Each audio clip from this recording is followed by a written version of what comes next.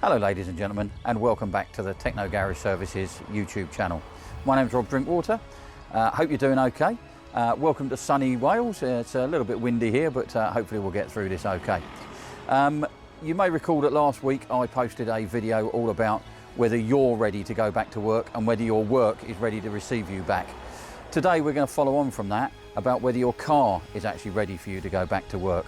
So we've got a few checks for you to make on your vehicle before you use it in earnest for commuting and going backwards and forwards to work and any other things that you're going to be doing as we start to get back to whatever the new normality is. Now, I'm going to run through a few sort of do's and don'ts and a few things that you should be checking. It may be that you've been using your car fairly regularly through this period, in which case some of this will apply to you, some of it won't. It may be that you haven't used your car at all during this lockdown period, in which case pretty well all of this is going to apply to you. So we'll just run through a few bits and bobs. The first thing really is the exterior. Have a look at the exterior of the car. Is it dirty? Well, chances are it probably will be. Whether the car's been used or not, it's probably going to be a bit dirty. I've given my car a quick once over this morning. Not a brilliant clean, because to be honest with you, I hate cleaning cars. Normally I get somebody to do it for me. But we gave it a quick rinse over this morning because there was an awful lot of like sandy debris that had fallen from the sky. We've had the trees above us having the blossom fall down on the car as well. So there's been lots of things sort of landing on the car and effectively making it dirty, and they stick and make it gooey.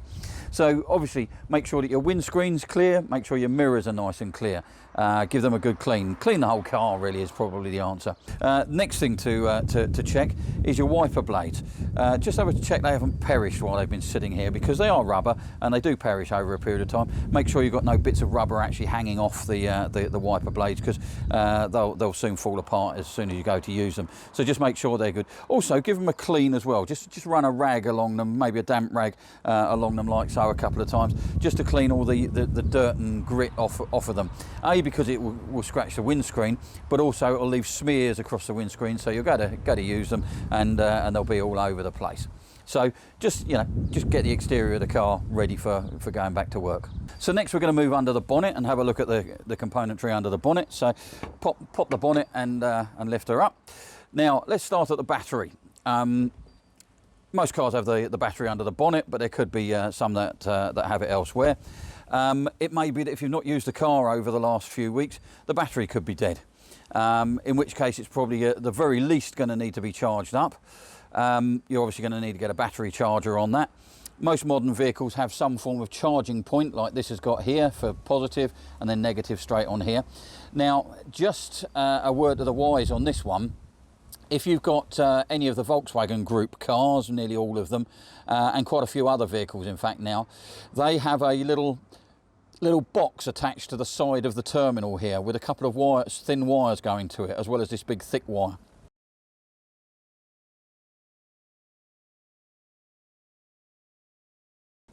If your car has got that, do not connect the negative lead of a battery charger to that terminal directly. You will find alongside the battery somewhere will be a connection point. So have a look in your owner's manual, and that connection point is absolutely vital that you connect to that, because that little box of tricks stuck to the side there is your battery monitoring unit, and it monitors all the current that goes in and out of the battery. So it's a case that if you don't charge it via the charging point, you're charging the battery directly and the car doesn't know you've charged it. And in that case, you could end up with a damaged battery in the wrong direction.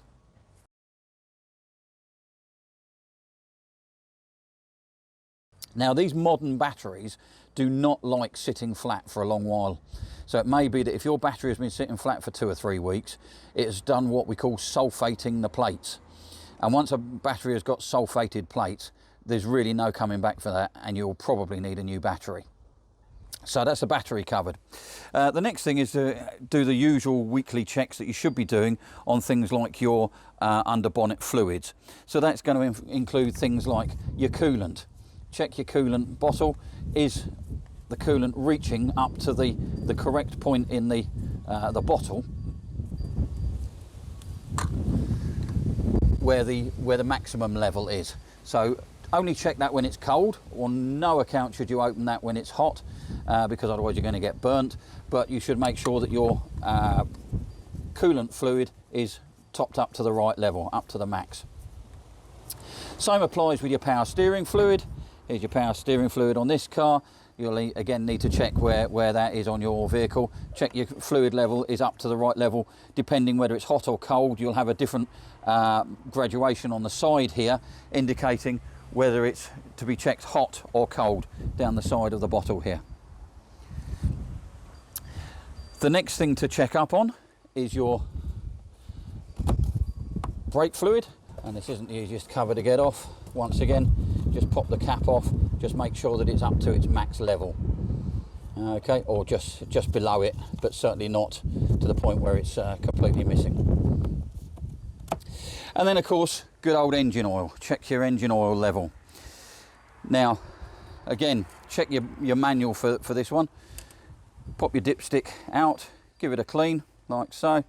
Don't worry if it looks black, particularly if you've got a diesel car, because diesels, the oil will always go black straight away anyway. And then pop that back down in the dipstick tube, and then just check that it's up to the right level on your dipstick here. Now,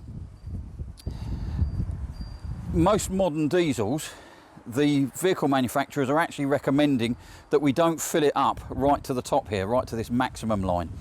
I know for this particular vehicle, they say that it should be between 2/3 and 3/4 of the way up this dipstick level. This is to allow for what they call oil dilution during DPF regeneration. So just be very careful on some of these cars. If you fill it right to the maximum, you will actually find that the car may even warn you, certainly my car does, warns you that you've got too much oil in there. So just beware on that one. Read the manual is really what I can only suggest on that one. Just make sure that the oil level is the right level for your particular car. Also, while we're at it, just have a look underneath the vehicle where it's been sitting during this period of time, and just make sure that you haven't got any little puddles of oil or any other fluid underneath the vehicle, because obviously that could indicate that you've got a problem with the vehicle. So maybe roll it back a few feet and just have a look where the car was and see if you've got any oil or other fluids that have leaked out of the car whilst it's been sitting there. Next thing is screen wash. Just pop your screen wash cap open. Now most cars don't have actually a screen wash level indicator or anything. Some cars have a warning light comes on when your screen wash gets low, but the thing to do is just top up your screen wash anyway. So get yourself some preparatory screen wash fluid, add that to some water, and then fill up the fluid bottle until it's at the top. So the next thing is tyres and wheels. So give your tyres a good check. Remember, they're the only thing that keeps you in contact with the road. If this isn't good, doesn't matter what the rest of the car's like, you're going to be in big trouble. Tyre tread depths and quality. Make sure that your tyres have got good tread depth on them. Ideally, you want a tread depth tool, something like this, just so you can actually pop that in there and actually see what your tread depth is. I know I've got plenty of tread on here, that's no problem. If you haven't got a tread depth gauge, there is a way of telling whether you're getting close to the tyre being illegal. If you look just in this little piece here, I'll point to it with this, you can see that you've got a raised bit in the middle of the tread. That there is what we call a telltale. If this level here has got to that level there, you're on the limit and you need new tyres. Simple as that.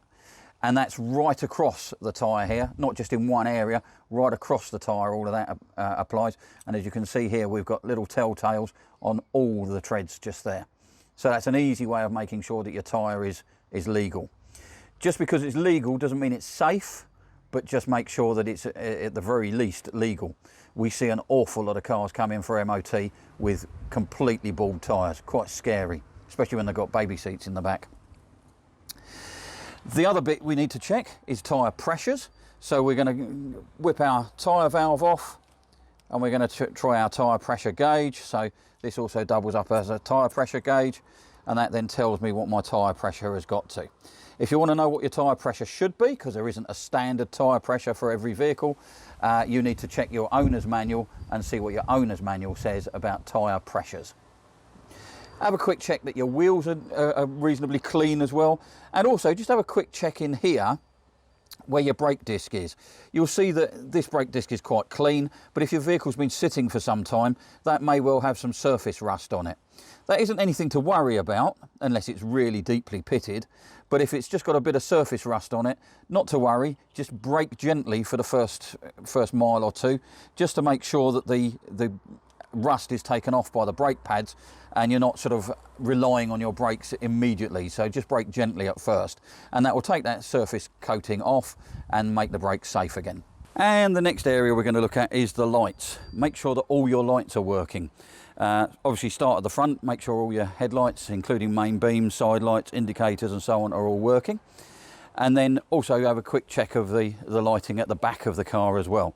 One of the problems that you've always got is looking at your brake lights. You can't be in two places at once. You can't be pressing the brake pedal and looking at the brake lights. Obviously, cheapest way of doing that is get your son or daughter or husband or wife or whoever to come and help you by pressing the brake pedal while you go and check the brake lights. If not, we've got this clever little device here that basically goes onto the pedal, pushes the pedal down, wedge that underneath the steering wheel, and that allows you then to have the brake lights on. Means you can go to the back of the vehicle and check the brake lights are on. Only costs a few pounds on eBay, but quite an easy way of checking your brake lights then. And really and truly, you should be checking your brake lights on a regular basis, not just when you go back to work after lockdown. So very useful little tool, that one. Okay, next we're going to talk about the interior of the vehicle. If a vehicle's been left for some weeks and it's one of those vehicles that just gets a little bit damp inside, and a lot of vehicles do, it's not anything to worry about too much normally when the car's in regular use, but that dampness can lead to a lot of mould inside the vehicle, and mould's really quite unhealthy for you because you breathe in the spores that can lead to sore throats and watery eyes and all the rest of it. Some really quite nasty spores can come off of mould, so check for mould on the vehicle. Check the head lining, that's commonplace for mould. Really common to find mould up inside your sun visors like so. So just have a check of them. And also, because it doesn't get pulled out fully, pull your seat belts, all the seat belts, right the way out, and that's a really common place for mould to grow on the seat belts. If you got a bit of mould, then give it a good clean off with some form of sanitary wipe, such as Dettol wipes or something like that. Give it a good scrub down with that. That helps to both kill the mould and to actually remove it as well. So that's always a good thing. Once again, we get a lot of cars coming for service and MOT and so on, and the insides are filthy. What's the point of keeping sanitized outside if your car isn't very clean inside? So perhaps give it a clean as well. When you go to use the vehicle, when you start it up, have a look at and just see what warning lights you've got come on. So when you first turn the ignition on, you should have all the warning lights come up on the dashboard like so, and then once you actually start the car, all of those warning lights should be going out. If you've got any warning lights left on, investigate that. Now, it may be a case that you don't have any equipment to do that. Most people don't, in which case you're going to be looking at going to your local dealer or to your independent garage, wherever that happens to be, to make sure that they can have a look at the car and make sure it is safe for you. Next thing really to check on the interior, have you got some hand sanitizer? No point, once again, keeping your hands clean and everything at work or at home, and then getting into in and out of the car and spreading germs around and the virus around again. So have some hand cleaner in the car, hand sanitizer in the car, so that as soon as you get in the car, first thing you touch is your hand sanitizer bottle, sanitize your hands, and then touch the rest of the interior of the car. Otherwise, you could be just spreading the virus once again. Final things to check: is your car legal? Should it be on the road? Did you sawn it at the beginning of all this so it's no longer taxed, in which case you're going to have to re-tax it for obvious reasons? Is it insured? Maybe you decided to cancel your insurance to try and save some money. Maybe you didn't renew your insurance when it was due in the last few weeks. Just make sure that you got your insurance on there. And finally, MOT. Is it MOT'd? Now, if your MOT was due any time from the end of March through to now, basically, you would have been allowed a 6-month extension on your MOT. Now, that's an extension to the MOT. That's not anybody saying that your car is safe to use. So the thing to do here is go and get your car MOT'd. Just don't leave it to chance. Remember, your insurance could be invalid if your car's found to be defective. and you have some form of insurance claim. God forbid you hurt someone or kill someone, even worse. So make sure your MOT is up to date. And even if it's a case that you've had the 6-month extension, get your car MOT'd anyway. It doesn't affect you going and having a new MOT put on the vehicle, and at least you'll then have the peace of mind that your car was safe on the day that your MOT was done, at least. No point taking the chance, to be honest with you. We've seen some absolute horror stories come in over the last few weeks of vehicles that have had the extension put on them. Technically, they're legally on the road as far as the government's concerned, at least, even if the insurance company doesn't say so. But the car is absolute death trap. So remember, even though the car might have a valid MOT on it, it is your responsibility to make sure that that car is safe and legal to be on the road. If you don't and you have something happen, insurance company will probably turn their back on you, and you're left in a whole world of hurt. So just make sure of that one as well. Hope this video has been of use to you. It might just help you get back to work. As I say, there is another video we've got on our channel all about the sort of physical and mental side of going back to work, so please have a look at that as well. If you like what you've seen, please like and share using the buttons below us, and we'll see you again soon on one of our other videos. Thanks for watching.